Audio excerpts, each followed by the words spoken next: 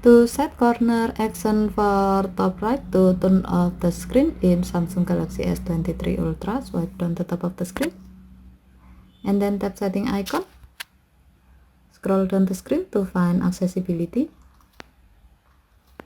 Tap accessibility and then tap interaction and dexterity. Scroll down the screen.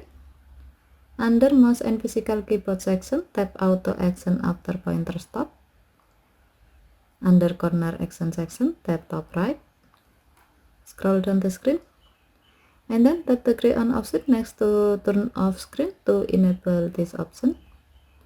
When the switch turns blue, it means that this option is on.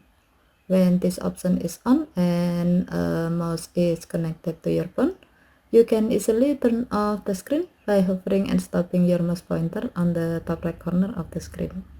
Okay, thank you for watching. Have a nice day.